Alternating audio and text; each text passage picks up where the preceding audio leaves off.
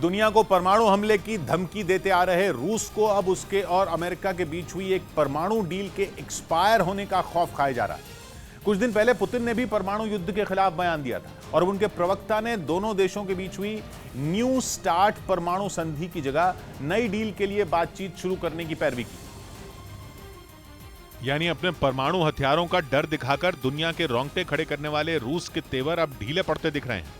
Putin के प्रवक्ता Dmitry पिस्कोव media से बात करते हुए बोले कि रूस ने बार बार कहा है कि जल्द से जल्द बातचीत शुरू की जाए क्योंकि अब बहुत कम वक्त बचा है। अगर संधि एक्सपायर हो गई तो दुनिया की सुरक्षा और स्थिरता खतरे में पड़ जाएगी। दुनिया की चिंता करने वाले ये वही दिमित्री पिस्कोव हैं जिन्होंने यूक्रेन के युद्ध की शुरुआत में अमेरिकी न्यूज चैनल CNN को दिए इंटरव्यू में ताल ठोक कर कहा था कि अगर रूस पर आंच आई तो परमाणु हथियार चलकर रहेंगे।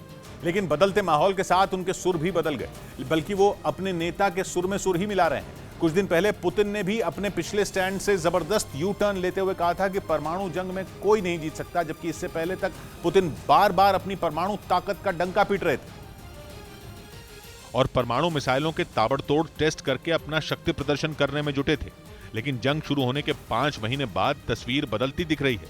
पुतिन के प्रवक्ता ने भी रूस और अमेरिका की परमाणु संधि के हक में बयान देकर गेंद अमेरिका के पाले में डाल दी। उन्होंने ये जताने की कोशिश की कि रूस न्यू स्टार्ट यानी new strategic arms reduction treaty के हक में है।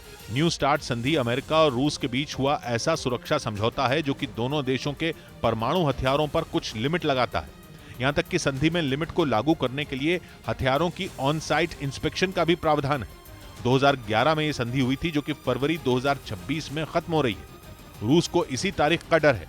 उसे लग रहा है कि कहीं नई डील होने से पहले ही न्यू स्टार्ट संधि खत्म न हो जाए, क्योंकि नया समझौता करने के लिए दोनों देशों के बीच लंबी चौड़ी बातचीत चलेगी। कई पेचीदा मसलों का हल निकाला जाएगा और फिर संधि को अमल में लाने की प्रक्रिया में भी वक्त लगेगा। इसलिए रूस न्यू स्टार्ट संधि पर बातचीत शुरू करने के लिए बोल रहा है, लेकिन उसको यह संधि तब याद आई जब बाइडेन ने यह मुद्दा उठाया। 2 दिन पहले बाइडेन ने कहा था कि अमेरिका संधि को रिप्लेस करने के लिए बातचीत करना चाहता है, लेकिन रूस को भी यह दिखाना चाहिए कि वो अमेरिका के साथ काम शुरू करने को तैयार है।